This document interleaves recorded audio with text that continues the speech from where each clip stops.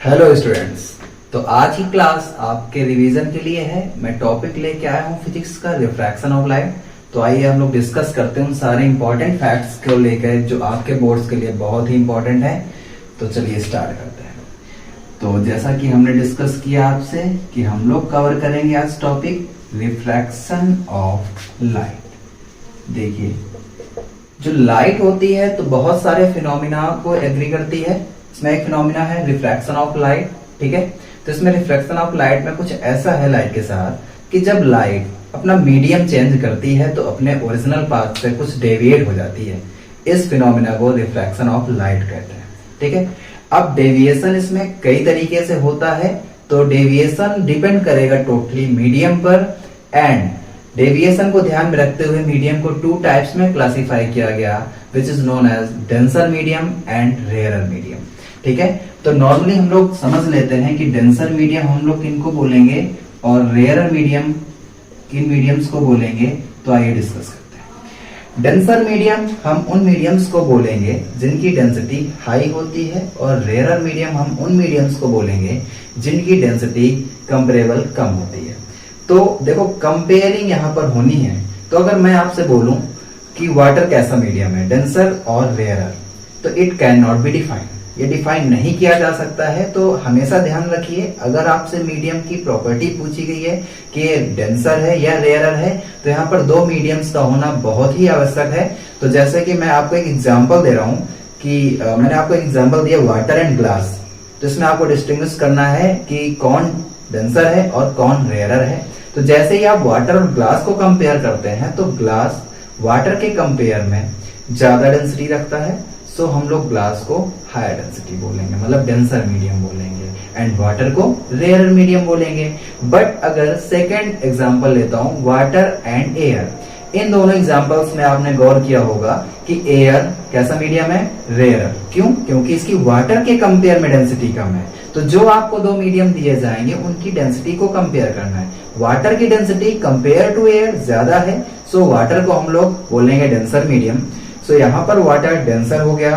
Previous example में water कैसा था, रेयरर था। तो यहाँ पर हमने आपको दिखाया कि वाटर एक एग्जांपल में रेयरर मीडियम के तरीके बिहेव कर रहा है और सेकेंड एग्जांपल में डेंसर मीडियम के तरीके बिहेव कर रहा है। तो हम लोगों को ये पता चलता है कि एक सिंगल मीडियम को हम लोग डायरेक्टली क्लासिफाई या डायरेक्टली उसको नेम नहीं दे सकते हैं कि डेंसर है कि रेयरर है। हमेशा उसको कंपेयर करना पड़ेगा। It means it require always two medium, तब आप कंपेयर कर पाएंगे कि इट इज डेंसर और रेयरर। तो देखो, ये बात डेंसिटी के टर्म में समझ में आती है कि डेंसर कौन होगा, रेयरर कौन होगा। बट अगर न्यूमेरिकली साइंस के लैंग्वेज में हम लोग समझना चाहें तो एक टर्म होता है रिफ्रैक्टिव इंडेक्स, ठीक है। रिफ्रैक्टिव इंडेक्स एक वैल्यू होगी जो कि ये डिफाइन करेगा कि मीडियम डेंसर है कि रेयरर है। एग्जांपल के लिए मैंने आपसे बोला कि two mediums having refractive index 1.31 and 1.5, which one have denser and which one have rarer। so आप कंपेयर करिए दोनों की डेंसिटी के साथ, as we see that कि 1.5 having higher refractive index, so this medium is known as denser and this medium is rarer, ठीक है। तो आप अगर आपको है ना एग्जाम्पल दिया गया है तो आप उसको आइडेंटिफाई कर सकते हैं, आप उसमें डिफरेंशिएट कर सकते हैं। बट अगर न्यूमेरिकली उसको डिस्कस करना है तो हम लोग गौर करेंगे उनके रिफ्रैक्टिव इंडेक्स पर, ठीक है। तो हमने ये जाना कि मीडियम कैसे हम लोग डिस्टिंग्विश करेंगे। तो आइए बात करते हैं कि रिफ्रैक्शन ऑफ लाइट होता कैसे है। तो जैसे हमने डिस्कस करा आपसे कि अगर लाइट एक मीडियम से दूसरे मीडियम पर पास होती है तो ये अपने ओरिजिनल पाथ से डेविएट हो जाती है। इस फिनोमिना को रिफ्रैक्शन ऑफ लाइट कहते हैं। तो डेविएशन देखो दो तरीके से होगा, कभी कभी ओरिजिनल पाथ से अबव जाएगा, कभी कभी उससे डाउन जाएगा। तो दोनों फिनोमिना को गौर से समझते हैं। जैसा कि हमने डेंसर और रेयरर को समझ लिया है तो दोनों एग्जांपल एक साथ समझेंगे। पहली कंडीशन हम लोग ले रहे हैं कि ऊपर फर्स्ट मीडियम डेंसर है, सेकंड मीडियम रेयरर है, ठीक है। तो डेंसर मीडियम से लाइट एंटर करेगी रेयरर मीडियम पर, तो वहां पर देखेंगे क्या होने वाला है। डेंसर मीडियम से एक रे इंसिडेंट होती है, ठीक है। तो यहाँ पर इंसिडेंट हुई, ये पॉइंट ऑफ इंसिडेंस है। तो यहाँ पर हम लोग एक नॉर्मल ड्रा करेंगे, ठीक है। ये नॉर्मल ड्रा किया हमने, और यहाँ से लाइट अपने ओरिजिनल पाथ से इस तरीके से कुछ फॉलो हो जानी चाहिए थी, पास हो जानी चाहिए थी। बट ऐसा नहीं होता, जैसा कि हम जानते हैं कि लाइट अपने ओरिजिनल पाथ से डेविएट होती है। तो डेंसर से कहां जा रहे हैं हम लोग बेटा, रेयरर पर जा रहे हैं। तो जब भी लाइट डेंसर से रेयरर मीडियम में जाती है तो it goes away from the normal. ठीक है, इसके दो पॉसिबिलिटी हो सकती थी। इसका ओरिजिनल पाथ कुछ ऐसे था, या तो अबव द या अवे फ्रॉम द नॉर्मल चली जाए, या तो टुवर्ड द नॉर्मल आ जाए।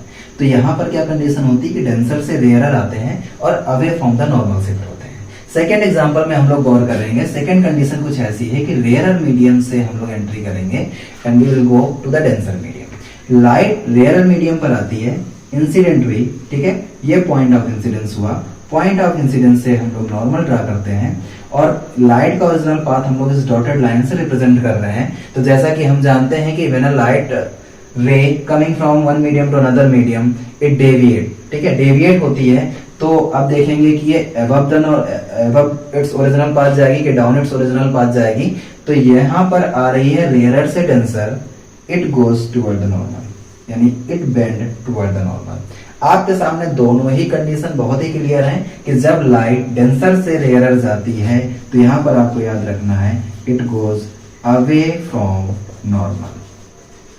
तो यहाँ पर नॉर्मल हमेशा आपका रेफरेंस पॉइंट रहेगा जिससे आप उसके पाथ को डेविएट करेंगे। और यहाँ पर रेयरर से डेंसर आप जा रहे हैं तो यहाँ पर आप गौर करिए कि यहाँ पर आप क्या हो रहे हैं, टुवर्ड द नॉर्मल शिफ्ट हुए हैं। तो when a light go coming from rarer to denser medium then it shift toward the normal. ठीक है, तो यह फिनोमिना होता है कि किन कंडीशंस पर ये नॉर्मल की तरफ बेंड होगी और किन कंडीशंस पर ये नॉर्मल से दूर जाएगी। ठीक है, इसको ध्यान में रखते हुए रिफ्रैक्शन ऑफ लाइट के कुछ रूल बनाए गए जिनको हम लोग law of refraction of light कहते हैं। तो पहला रूल ध्यान से सुनिएगा, ये बेटा है कि इंसिडेंट रे, ये जो रे पास हुई है सेकेंड मीडियम से, इसको बोला जाएगा रिफ्रैक्टेड रे। तो ध्यान से देखिए, दिस वन इज रिफ्रैक्टेड रे, this one is incident ray,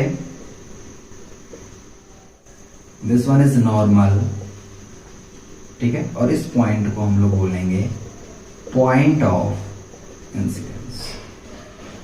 ठीक बेटा, तो यहां पर पहला रूल ये बनता है कि इंसिडेंट, नॉर्मल एंड रिफ्रैक्टेड रे all three lie at the same point. तीनों एक सेम पॉइंट पर लाई करते हैं। ठीक है, और सेकेंड ला ये बोला गया कि जैसे आप देख पा रहे हैं कि ये इंसिडेंट रे है और ये नॉर्मल है, इनके बीच के एंगल को एंगल ऑफ इंसिडेंस बोलते हैं। रिफ्रैक्टेड रे और नॉर्मल के बीच के एंगल को एंगल ऑफ रिफ्रैक्शन बोलते हैं, जिसको R से रिप्रेजेंट करते हैं। तो second law is known as the Snell's law. इन्होंने ये बताया कि जो भी रिफ्रैक्टिव इंडेक्स होता है n, ठीक है, equal to sine I upon sine R। ठीक है, सेकेंड लॉ ये था, the ratio between the sine of angle of incidence to the sine of angle of refraction is always constant. ठीक है, एंगल ऑफ इंसिडेंस का sine और angle of refraction का sine दोनों का रेशियो हमेशा कांस्टेंट रहता है और वो कांस्टेंट कहलाता है रिफ्रैक्टिव इंडेक्स। वो जो कांस्टेंट की वैल्यू आती है उस मीडियम के रिफ्रैक्टिव इंडेक्स को डिफाइन करेगी। हम रिफ्रैक्टिव इंडेक्स के बारे में थोड़ा सा और डिस्कस करना चाहते हैं आपसे, ध्यान से सुनिएगा, जो कि आपको न्यूमेरिकल में बहुत ही ज्यादा फायदेमंद साबित होगी। तो ध्यान सुनिएगा कि जितने भी मीडियम्स हैं बेटा, जितने भी मीडियम्स हैं, चाहे मैं वाटर की बात करूं, चाहे मैं डायमंड की बात करूं या मैं किसी और मीडियम की बात करूं, तो जितने भी मीडियम्स की रिफ्रैक्टिव इंडेक्स को डिफाइन किया गया उनकी कंपेयर में एक मीडियम लिया गया। जैसा कि मैंने बताया कि एक सिंगल मीडियम को आप डिफाइन नहीं कर सकते, तो उसके कंपेयर में हमेशा एक एयर लिया गया। ठीक है, तो अगर आपसे सपोज दैट कि आपसे बोला गया कि refractive index of glass equal 4/3, it means कि ये ग्लास का रिफ्रैक्टिव इंडेक्स है, इसको हम लोग इंडिकेट कर सकते हैं Ng इक्वल टू 4/3। इसको हम लोग ANG भी लिख सकते हैं, ध्यान रखिए, इसको क्या लिख सकते हैं, ANG। ANG का मतलब हुआ ग्लास का refractive index with respect to air. ठीक है, अगर ये GNA लिखा होता, इसका मीनिंग होता एयर का refractive index with respect to the glass. ठीक है, अगर ये लिखा है WNG, इसका मतलब है ग्लास का refractive index with respect to water. ठीक है, जो बाद में लिखा होगा उसका रिफ्रैक्टिव इंडेक्स होगा, जो पहले लिखा होगा उसके रिस्पेक्ट में होगा। अब यहां पर इस टर्म का मतलब ये है कि ये दोनों रिफ्रैक्टिव इंडेक्स का कंपेयर है। ठीक है, इसको अलग अलग अगर आप लिखना चाहें तो ये लिख सकते हैं Ng अपॉन NW। तो WNG is equal to NG by NW। ये single refractive index of glass दे रखा है और ये single refractive index of water दे रखा है। आई होप आपको ये बात समझ में आई होगी। तो आप सिंपल सी बात याद रखिए, 1N2 equal to N2 by N1 equal to sine I upon sine R। ये बात आपको न्यूमेरिकल में बहुत हेल्प करेगी। ठीक है, कि 1N2 का मतलब है सेकेंड मीडियम का refractive index with respect to the first medium which is equal to N2 by N1। N2 का मतलब है ओनली सेकेंड मीडियम का रिफ्रैक्टिव इंडेक्स, N1 का मतलब है ओनली फर्स्ट मीडियम का रिफ्रैक्टिव इंडेक्स। 1N2 का मतलब है दोनों मीडियम के रिफ्रैक्टिव इंडेक्स को एक कंपेयर किया गया, वो रेशियो है जो कि sine I upon sine R के हमेशा इक्वल होगी। हम दो फिनोमिना को और डिस्कस करना चाहते हैं आपके साथ, critical angle and total internal reflection, जो कि बहुत ही इंपॉर्टेंट है आपके बोर्ड एग्जाम्स के पॉइंट ऑफ व्यू। तो आइए डिस्कस करते हैं। मेरी एक बात याद रखिएगा कि मैं क्रिटिकल एंगल में एक छोटी सी बात बोलूंगा जो कि आपको जरूर से जरूर लिखनी है। अगर आप वो मिस करते हैं तो क्रिटिकल एंगल अधूरा रह जाएगा, इनकम्प्लीट। तो देखिए ध्यान से कि यहाँ पर आपको बिल्कुल ही मेमोरी में फीड कर लेना है कि ये जो फिनोमिना होने वाला है डेंसर टू रेयरर होने वाला है। ठीक है, तो जब आप इसकी डिफिनेशन लिखिएगा एग्जाम्स में तो आप लिखिएगा कि when a light ray coming from denser medium to rarer, उसके बाद आगे की कहानी स्टार्ट करिएगा।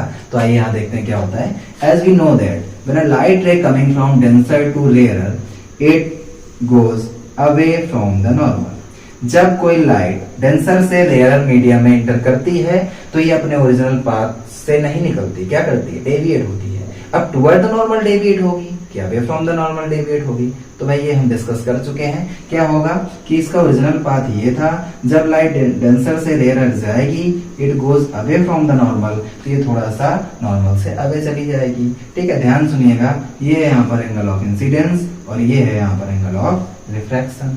अगर हम एंगल ऑफ इंसिडेंस की वैल्यू को इंक्रीज करें, चलो भाई इतने इंक्रीज कर दिया हमने, देखिए आप इतनी वैल्यू इंक्रीज करेगी। ठीक है, तो ये लाइट थोड़ा सा और दूर जाएगी, लाइट रे इधर से और दूर चली गई। ठीक है, थोड़ा सा और इंक्रीज करते हैं, चलो इतना पार्ट इंक्रीज हुआ, तो एक ऐसी कंडीशन आएगी कि लाइट जो दोनों मीडियम को सेपरेट करने वाली एक लेवल है वहां से लाइट रे पास कर जाएगी। और आप देख सकते हैं कि नॉर्मल के साथ जो भी आपका एंगल ऑफ रिफ्रैक्शन बनेगा इट बिकम्स 90 डिग्री।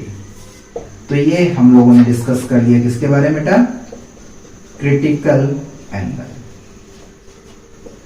ठीक है, तो क्रिटिकल एंगल की वैल्यू, क्रिटिकल एंगल को हम लोगों ने डिस्कस कर लिया कि when a light ray coming from denser medium to rarer medium if we increasing angle of incidence in such a way that refracted ray passing normal to the normal या perpendicular to the normal. ठीक है, ये normal line है और उसे 90 degree पर refracted रे पास हो गई है।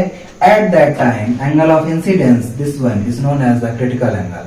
ठीक है, तो यहाँ पर जो आई होता है उसे ही हम लोग क्रिटिकल एंगल कहते हैं। तो यहाँ पर एक देखो, एंगल ऑफ इंसिडेंस हमेशा से एंगल ऑफ इंसिडेंस है, बट एक स्पेशल कंडीशन, कब, जब एंगल ऑफ रिफ्रैक्शन 90 डिग्री होगा। ठीक है, इस फिनोमिना को थोड़ा सा और आगे से अगर आप हल्का सा इंक्रीज करते हैं, ठीक है, कंटिन्यू करते हैं, तो आपको मिलेगा TIR, शॉर्टकट में TIR बोलते हैं, which is known as total internal reflection. देखिएगा, जब भी आपको टोटल इंटरनल रिफ्लेक्शन इंडिविजुअली लिखने के लिए आता है, आपके एग्जाम में मान लो क्रिटिकल एंगल नहीं आया, TIR आता है, तो आप क्या करते हैं, क्रिटिकल एंगल को पूरा डिफाइन करेंगे, फिर थोड़ी सी एक लाइन बढ़ा देंगे, TIR कंप्लीट हो जाएगा। ऐसा नहीं कि जो मैं लास्ट में लाइन बोलने जा रहा हूँ केवल आप उतना लिख देंगे तो आपका काम हो जाएगा, नो, इट्स नॉट सफिशिएंट। ठीक है, आप क्या करेंगे कि TIR में लिखेंगे कि अगर हम एंगल ऑफ इंसिडेंस की वैल्यू को क्रिटिकल एंगल से इंक्रीज करते हैं, तो जैसा कि आप देख पा रहे थे कि मैं एंगल ऑफ इंसिडेंस इंक्रीज कर रहा था तो रे नॉर्मल से दूर चली जा रही थी।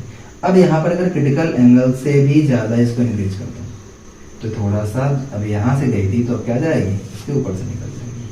तो अब इन दो रेज को देखिए, केवल इसको और इसको। लाइट रे जो है आपकी सेकेंड मीडियम से पास हुई नहीं, जब सेकेंड मीडियम से लाइट पास हुई नहीं तो फिनोमिना क्या कहलाएगा भाई, रिफ्लेक्शन का। और इसको हम बोल क्या देते हैं, टोटल इंटरनल रिफ्लेक्शन। कि जब हम लोग एंगल ऑफ इंसिडेंस को क्रिटिकल एंगल की वैल्यू से थोड़ा सा इंक्रीज करते हैं तो लाइट हमारी फर्स्ट मीडियम से ही, मतलब डेंसर मीडियम से ही पास हो जाती है, और इस फिनोमिना को हम लोग टोटल इंटरनल रिफ्लेक्शन बोलते हैं। ठीक है, तो देखिए ये तो बात होगी हमारे थ्योरेटिकल पॉइंट ऑफ व्यू की। अगर आपके एग्जाम में ये आता है तो देखिए डायग्राम आपको कैसे बनाने हैं। ठीक है, ध्यान से देखिएगा, और आपको अगर ये बात समझ में आ रही है तो जरूर फीडबैक दीजिएगा। ठीक है, पहला डायग्राम आप बनाएंगे एज ए सिंपल, डेंसर है, ये रेयरर है, लाइट रे आपको पास करनी है, जहां पर लाइट इंसिडेंट होती है वहां से एक नॉर्मल ड्रा करते हैं, और आपको एक ओरिजिनल पाथ शो करना है। As we know that denser ये है, रेयरर ये है, तो light away from the normal जाएगी। तो आपने पहले फिनोमिना में आई और आर को ये दिखा रखा है। दूसरे फिनोमिना में आप क्रिटिकल एंगल शो कर देंगे। कैसे? साइड में ही डायग्राम बनाएंगे। ठीक है, लाइट को इंसिडेंट कराएंगे, अगेन ये डेंसर है और ये रेयरर है। ठीक है, यहाँ पर पॉइंट ऑफ इंसिडेंस आया तो यहाँ से हमने नॉर्मल ड्रा कर दिया, और ये इसका ओरिजिनल पाथ था। ठीक है, तो ये जैसा कि सेम था, तो हम थोड़ा सा इस लाइन को, इस एंगल को बढ़ा रहे हैं, तो लाइट आप ऐसे पास कराइएगा। ठीक है, अब ये ऐसे पास करा दीजिएगा, यहाँ पर ये 90 डिग्री हो गया। ये क्या है? आर। ठीक, ये क्या है? आर। तो इसको हम लोग बोलेंगे सी। सी मतलब क्रिटिकल एंगल। तो यहाँ पर पहले डायग्राम में हमने उसके नॉर्मल फिनोमिना को शो किया, फिर हमने एंगल ऑफ इंसिडेंस को इंक्रीज किया। ठीक है, तो ये क्या बन गया हमारे पास? Critical angle. ठीक है, और थर्ड फिनोमिना में हम लोग डिस्कस कर लेंगे TIR को। ठीक है, तो यहाँ पर क्या करते हैं, इसको थोड़ा सा और इंक्रीज करते हैं, तो लाइट रे ऐसे पास हो जाएगी, और ये आपके रिफ्लेक्शन ऑफ लाइट के फिनोमिना को फॉलो करेगा। आई होप आपको समझ में आया होगा। ठीक है, अगर आपको जैसा समझ में आया है, ठीक है, आप फॉलो करिएगा और भी स्टडी करिएगा।